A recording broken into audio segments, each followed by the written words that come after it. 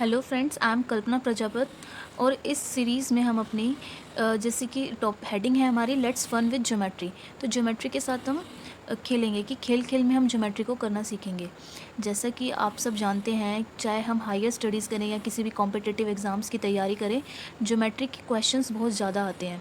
तो हमारी जो ये सीरीज़ है ये पूरी ये एनसीईआरटी की ज्योमेट्री पे बेस्ड है 6 to 10th क्लास की। तो आप किसी भी एग्ज़ाम की तैयारी कर रहे हैं, टीचिंग एग्ज़ाम की तैयारी कर रहे हैं, जैसे अपकमिंग जो केवीएस का एग्ज़ाम है उसमें भी ज्योमेट्री आने के बहुत ज़्यादा चांसेस हैं। और बाकी जो स्टूडेंट्स हैं उनके लिए तो बेसिक कॉन्सेप्ट्स क्लियर करने के लिए ये बहुत इंपॉर्टेंट है। तो जो ये सीरीज़ है हम इसमें बेसिक से लेकर एडवांस लेवल तक जाएंगे। आज की जो वीडियो है इसके अंदर हम अपने बेसिक कॉन्सेप्ट्स को क्लियर करेंगे कि बेसिक्स में लाइन सेगमेंट ये सब होते क्या है।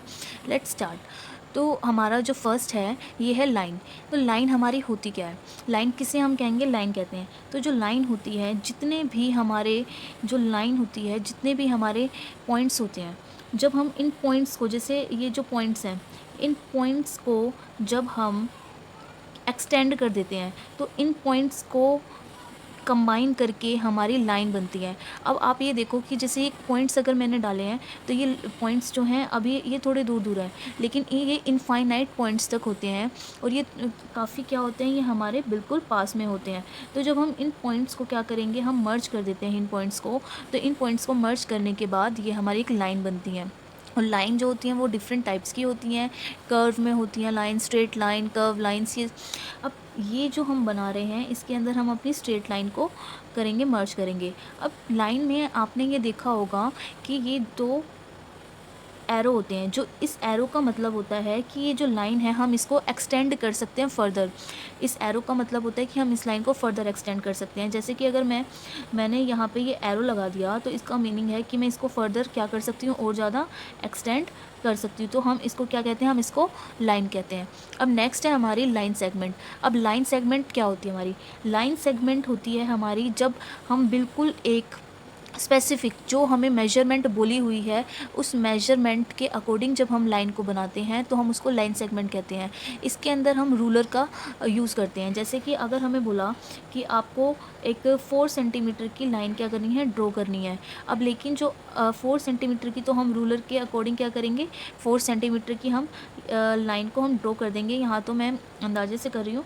तो हमने जैसे रूलर पे देखा 4 सेंटीमीटर स्केल पे, तो स्केल पे हमने ये 4 सेंटीमीटर की लाइन जो है वो ड्रॉ कर दी। तो अब ये जो लाइन है, अब यहाँ पे हमने दोनों साइड हमने डॉट्स लगाए हैं। इन डॉट्स का मीनिंग होता है कि हम इस लाइन को हम फर्दर एक्सटेंड नहीं कर सकते। ये जो है ये एक प्रोपोर्शन में फिक्स हो चुकी है, जितना बोला है हमें सिर्फ उतने में ही करना है। तो ये जो हमारी होती है ये लाइन सेगमेंट होती है। अगर हमने बोला 1 सेंटीमीटर की तो हम रूलर से हम क्या कर देंगे, 1 सेंटीमीटर की लाइन ड्रॉ कर देते हैं। और इनको हम कोई नाम भी दे सकते हैं, जैसे हमने ए बी लाइन बोल दिया, सी डी लाइन बोल दिया, लाइन सेगमेंट बोल दिया। तो लाइन सेगमेंट और लाइन में यही डिफरेंस है जिसमें ज़्यादातर बच्चे कंफ्यूज रहते हैं कि जो लाइन हमें बोला, लाइन जो है ये इनफाइनाइट टर्म तक है। लाइन को हम क्या कर सकते हैं, एक्सटेंड कर सकते हैं। यहाँ इसका एरो का मतलब होता है एक्सटेंड, कि हम इसे इधर की साइड राइट हैंड साइड पे भी एक्सटेंड कर सकते हैं और लेफ्ट हैंड साइड पे भी हम इसे एक्सटेंड कर सकते हैं।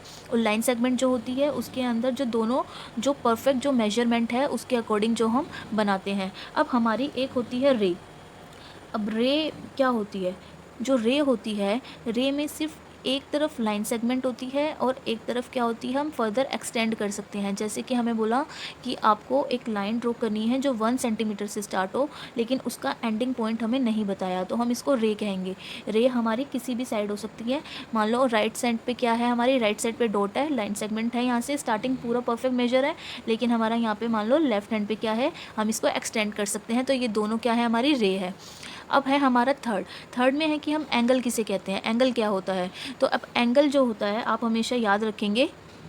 अब नेक्स्ट, अब एंगल में आप देखेंगे कि एंगल होता क्या है। तो एंगल में हम कहेंगे कि डिस्टेंस बिटवीन, ये क्या होता है हमारा, डिस्टेंस बिटवीन,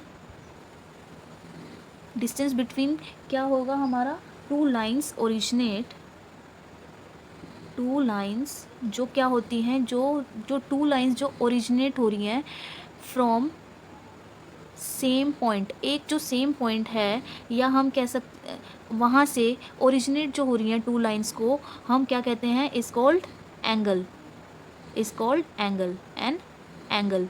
अब इसका क्या मीनिंग है, अब आप देखो कि अगर मैंने ये ड्रॉ किया है तो ये 2 लाइन्स है, ये भी एक लाइन है और ये भी एक लाइन है। अब ये दोनों लाइन क्या हो रही है, इस पॉइंट से, इस ए पॉइंट से ओरिजिनेट हो रही हैं। तो हमने क्या बोला, डिस्टेंस बिटवीन इन 2 लाइन्स के बीच का डिस्टेंस जो ओरिजिनेट होती हैं सेम पॉइंट से। तो ये ए पॉइंट से ओरिजिनेट हो रही हैं 2 लाइन्स, हमने इसको नाम दे दिया कि बी और ये सी। तो ये क्या हो जाएगा हमारा एंगल। तो 2 लाइन्स के बीच में ये क्या बनेगा, एंगल। क्या हम बी और सी को एंगल बोलेंगे, नहीं।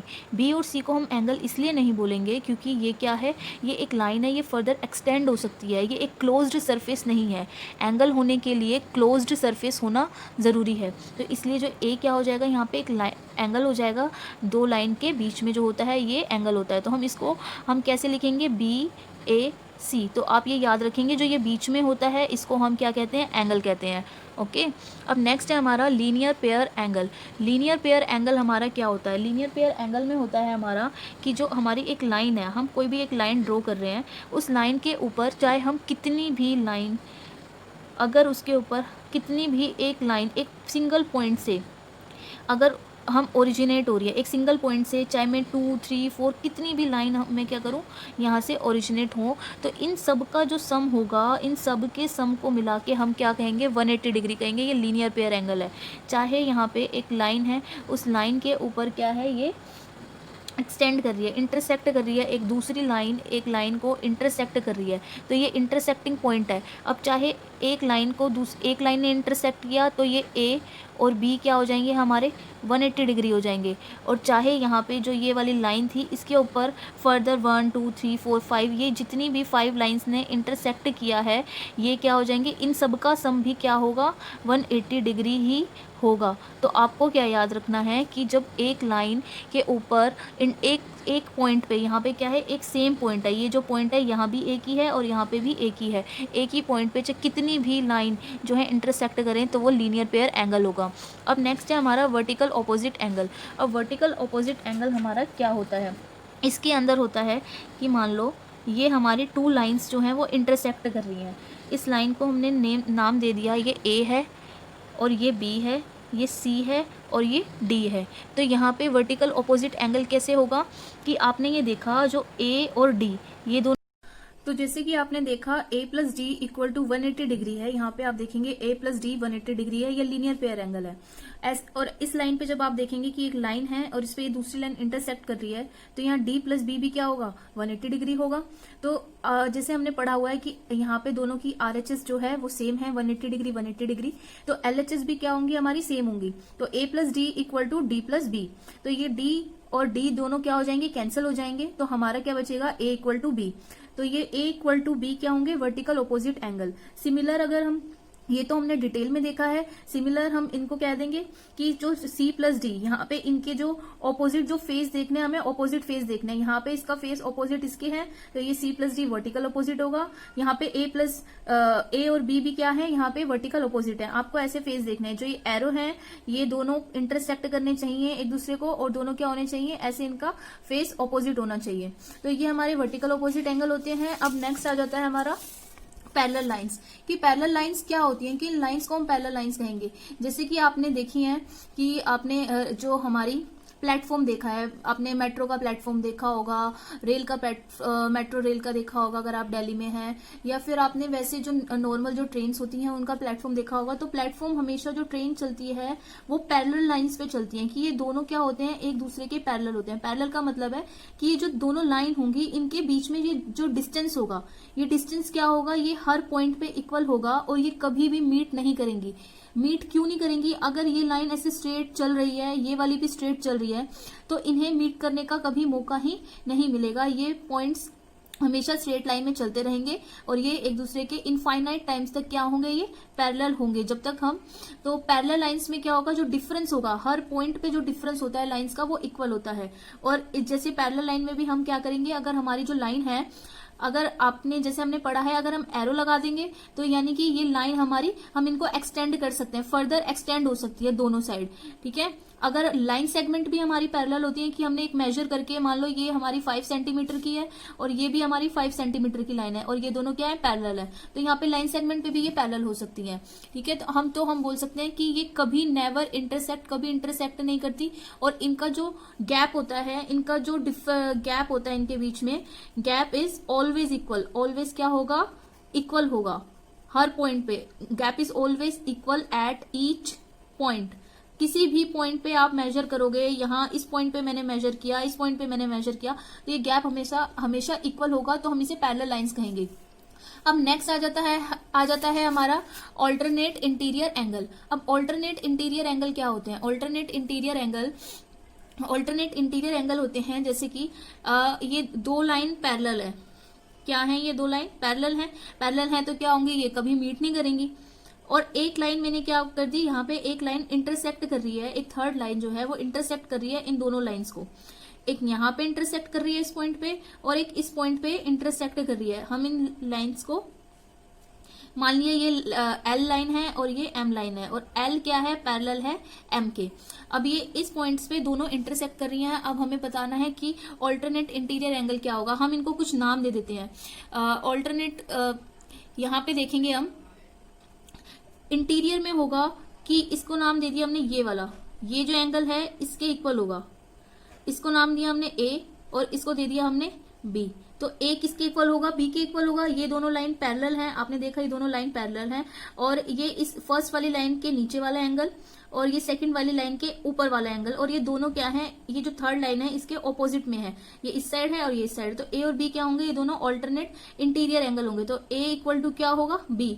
अब यहाँ पे हमने इसको कोई नाम दे दिया, सी दे दिया, और इसको हमने नाम दे दिया डी। तो ऐसे ही जो सी किसके इक्वल होगा, सी इक्वल होगा हमारे डी के। तो ये क्या होंगे हमारे ऑल्टरनेट, हम इसको शॉर्ट फॉर्म में AIA ऑल्टरनेट इंटीरियर एंगल भी लिखते हैं।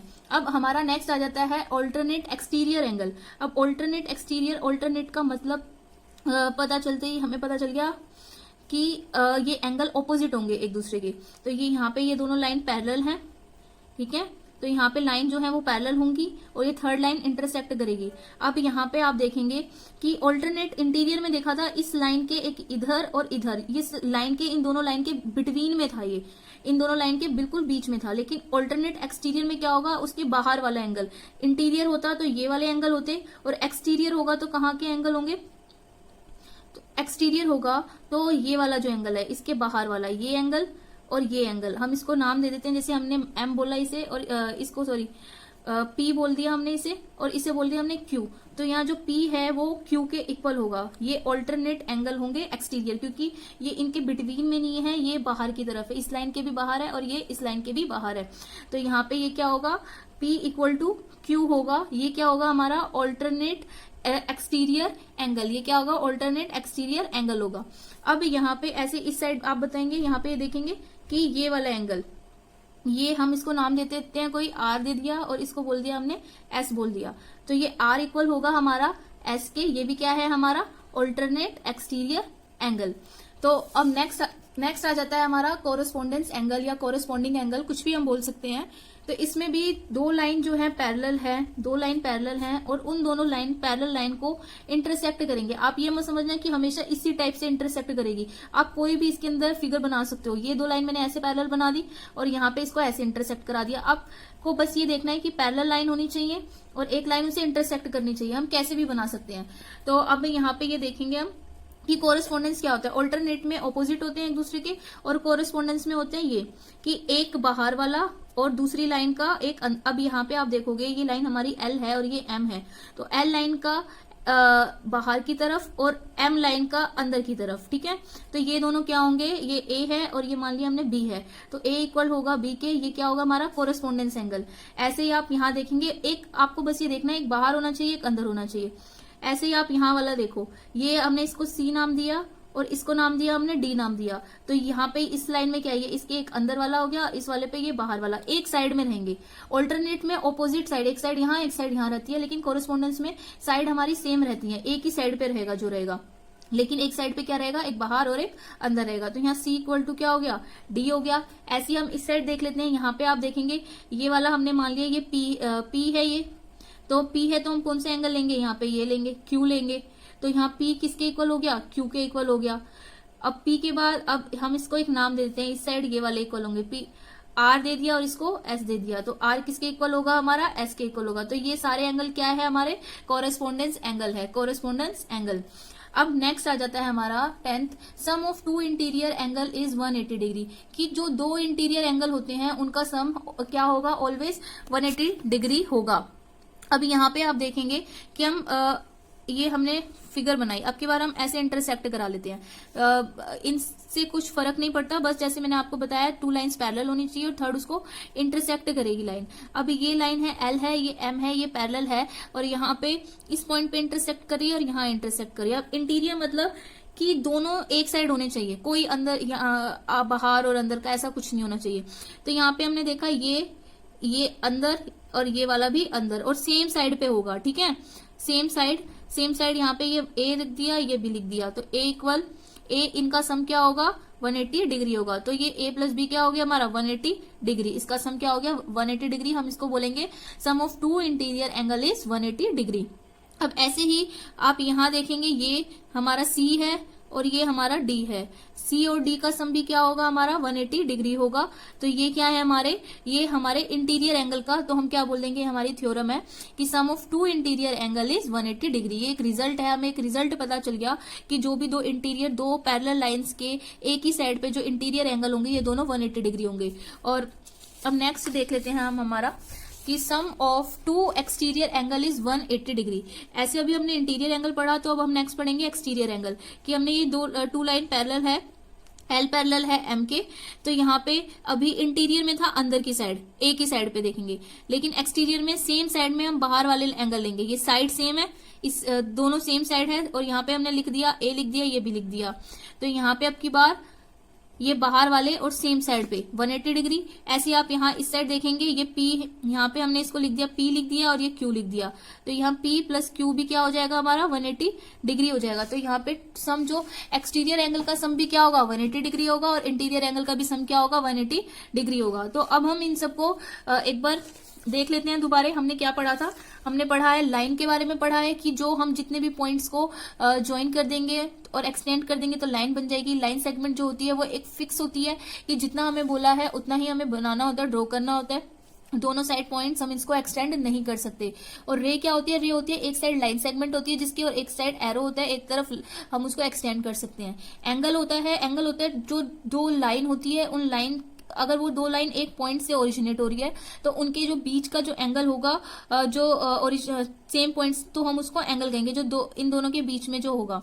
और लीनियर पेयर एंगल क्या होते हैं, लीनियर पेयर एंगल आपने पढ़ा कि एक स्ट्रेट लाइन है, उस स्ट्रेट लाइन पे क्या ये जैसे मान लो ये मैंने ऐसे ऐसे लाइन बनाई, क्या इसके ऊपर लीनियर पेयर होगा कर्व लाइन पे, नहीं, इसके ऊपर लीनियर पेयर नहीं होगा। लीनियर पेयर के लिए क्या होनी चाहिए, ये हमारी एक स्ट्रेट लाइन होनी चाहिए। तो स्ट्रेट लाइन के ऊपर दूसरी लाइन हमारी क्या है, इंटरसेक्ट कर रही है। अब ये जो एक सिंगल पॉइंट पे इनफाइनाइट टाइम्स तक जितनी भी लाइन, लेकिन पॉइंट क्या होना चाहिए, सेम होना चाहिए, तो उन सब का जो सम होगा वो 180 डिग्री होगा।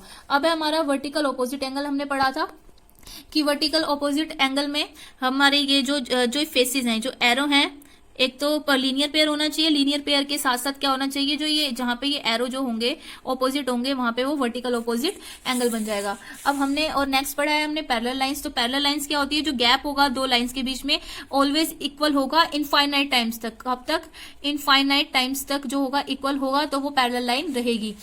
अब ऑल्टरनेट इंटीरियर में हमने पढ़ा कि टू लाइन पैरेलल है और थर्ड लाइन इंटरसेक्ट कर रही है। ऑल्टरनेट मतलब कि अलग अलग साइड, ठीक है, ऑपोजिट साइड लेंगे हम। इसमें क्या लेंगे, हम ऑपोजिट साइड लेंगे। ऑल्टरनेट इंटीरियर में ऑपोजिट साइड लेंगे, लेकिन कहाँ लेंगे, इनके बिटवीन में लेंगे, ठीक है, बिटवीन में लेंगे और ऑपोजिट साइड्स लेंगे।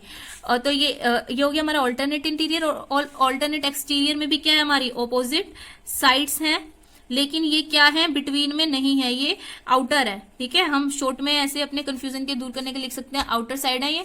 और कोरेस्पोंडेंस एंगल में क्या होगा हमारा, सेम साइड होगी, क्या होगी, साइड क्या होगी, सेम साइड होगी, लेकिन क्या होगी, एक आउटर होगी और दूसरी क्या होगी, हमारा इनर होगा। तो उससे क्या बन जाएगा हमारा कोरेस्पोंडेंस एंगल। ए है, B, C, D, P, Q, R, S, ऐसे। अब टू इंटीरियर साइड जो एंगल है उसका सम 180 डिग्री होता है, ये हमने पढ़ लिया। तो हम इसको शॉर्ट में ऐसे लिख सकते हैं कि इंटीरियर टू इंटीरियर साइड लेंगे हम, टू इनर साइड लेंगे, और ठीक है, टू इनर साइड लेंगे बिटवीन में, ठीक है, बिटवीन होगा टू इनर साइड बिटवीन में, और सेम साइड होनी चाहिए। क्या होनी चाहिए? हमारी साइड सेम होनी चाहिए। इन दोनों में डिफरेंस ही है, यहाँ पे सेम साइड होती है और यहाँ पे ऑपोजिट साइड होती है, तो यहाँ पे 180 डिग्री हो गया। अब नेक्स्ट हमने जो पढ़ा है वो ऑल्टरनेट एक्सटीरियर एंगल पढ़ा है। ऑल्टरनेट एक्सटीरियर में भी क्या है हमारा कि सेम साइड होगी लेकिन क्या होंगे? आउटर एंगल होंगे, ठीक है। सेम साइड पे हमें देखना है लेकिन एंगल होंगे आउटर, तो ये भी क्या होगा? 180 डिग्री। अब हम इसको एक बार मर्ज करके पढ़ लेते हैं। हम यहाँ पे हमने इसको नाम दे दिया ABCD, अब यहाँ पे हमने दे दिया EFG और H। अब हम इसमें एक बार देख लेते हैं, रिकॉल कर लेते हैं। तो A होगा इक्वल हमारा E के, क्यों? और A इक्वल E के, D इक्वल हमारा H के, और यहाँ पे B इक्वल है हमारा F के, और C इक्वल है हमारा G के, और ये सारे क्या है? हमारे कॉरेस्पोंडेंस एंगल। ये क्या है? हमारे कॉरेस्पोंडेंस एंगल है। अब यहाँ पे हम देख लेते हैं कि D इक्वल है हमारा F के और C इक्वल है हमारा E के, सेम साइड है ना, ये हमारा ऑल्टरनेट इंटीरियर एंगल। अब यहाँ हमने देखा A इक्वल है हमारा G के और B इक्वल है हमारा H के, ये क्या है? हमारे ऑल्टरनेट एक्सटीरियर एंगल हो गई है। अब नेक्स्ट हमने देखा इसके अंदर इनर सम देखा हमने कि C प्लस F जो होगा हमारा 180 डिग्री होगा, और यहाँ हमारा D प्लस E भी क्या होगा? हमारा 180 डिग्री होगा। क्यों होगा? क्योंकि ये सम जो होगा टू साइड्स का, इनर का 180 डिग्री होता है। अब सम ऑफ टू एक्सटीरियर एंगल यानी B प्लस G और 180 डिग्री होगा, और यहाँ पे होगा A प्लस H, इसका सम भी क्या होगा? 180 डिग्री होगा। अब हम ये क्वेश्चन हम सोल्व कर सकते हैं, ये बहुत इजी है। अब आप देखेंगे कि क्वेश्चन में हमें गिवन है ये L है, ये M है, और इसमें बोला है हमें L पैरेलल है M के। जब तक बोला नहीं जाएगा हम अपनी तरफ से लाइन को पैरेलल नहीं एज्यूम करेंगे। बोलना, क्वेश्चन में बोलना जरूरी है, तो इस क्वेश्चन में बोला है और गिवन दिया हुआ है ये 100 डिग्री, और हमें पूछा है ये निकालना है। तो हम इसके निकालने के बहुत सारे मेथड हैं, जो आप मेथड सबसे पहले आपके दिमाग में स्ट्राइक करें, आप उसी को लेके चलेंगे। जैसे अभी मुझे लग रहा है कि मैं इसको कर सकती हूँ, मैं ऑल्टरनेट से भी कर सकती हूँ, वर्टिकल अपोजिट से। ये 100 है तो ये भी क्या होगा? 100 होगा, ठीक है। यहाँ पे हमने क्या लगा दिया? ये वर्टिकल अपोजिट एंगल लगा दिया। अब आप ये वाला और ये वाला क्या होगा? हमारा कोरेस्पोंडेंस एंगल होगा। तो यहाँ पे ये क्या हो जाएगा हमारा? ये हमारा कोरेस्पोंडेंस, और ये वाला एंगल और ये वाला क्या हो जाएगा? ये भी 100 हो जाएगा। यहाँ पे क्या है? ये हमारा कोरेस्पोंडेंस एंगल हो जाएगा, ठीक है। अब ये नेक्स्ट, ये बहुत इजी क्वेश्चंस होते हैं, आपको बस अब याद रखना है। क्वेश्चन में गिवन है L पैरेलल है M के, L पैरेलल है M के, तो यानी कि ये एक लाइन हम इसको बिल्कुल पैरेलल हम आगे तक लेके जा सकते हैं, इस L लाइन को M के बिल्कुल पैरेलल कर सकते हैं। अब पैरेलल होते ही सारा क्वेश्चन सोल्व हो जाएगा। अब आप देखेंगे ये क्या है हमारी, हमने बोला था एक स्ट्रेट लाइन के ऊपर एक स्ट्रेट लाइन है, स्ट्रेट लाइन पे दूसरी लाइन इंटरसेक्ट करेगी एक पॉइंट पे, तो वो वन लीनियर पेयर हो जाता है। तो यहाँ ये लीनियर पेयर हो गया, तो ये 80 डिग्री हो जाएगा, ठीक है। क्योंकि लीनियर पेयर का, क्योंकि जो लीनियर पेयर होता है हमारा उसका सम होता है 180 डिग्री, तो ये 180 डिग्री हो गया। यहाँ हम लिख लेते हैं ऐसे लीनियर पेयर हो गया ये। अब आप यहाँ देखेंगे ये हमारी पैरेलल है, ये दोनों, ये यहाँ L लिख सकते हैं हम, ये L पैरेलल है M के, तो ये 110 है, तो ये भी क्या होगा? 110 होगा। ये दोनों 110 क्यों होंगे? हम इसको लिख लेते हैं क्या, कौन सा एंगल है? ये हमारा कोरेस्पोंडेंस एंगल है हमारा, ठीक है। तो अब हमें निकालना है थीटा। अब आप ये देखिए ये 110 है, तो ये कितना होगा? यहाँ ये लीनियर पेयर लग रहा है, तो ये 70 होगा। और हमें पता है कि जो सम होता है, सम ऑफ ट्राइंगल क्या होता है? सम ऑफ ट्राइंगल जो होता है, जो तीन एंगल होते हैं वो होता है हमारा 180 डिग्री। तो इन तीनों का सम क्या होगा? 180 डिग्री। तो 80 प्लस 70 और प्लस थीटा, ये इक्वल होंगे हमारे 180 डिग्री के, तो थीटा आ जाएगा हमारा 30 degree. I hope you like this video. ये वीडियो आपके हर एग्जाम में काम आएंगी। If you like my video then please subscribe my channel and share it with your friends. Thank you.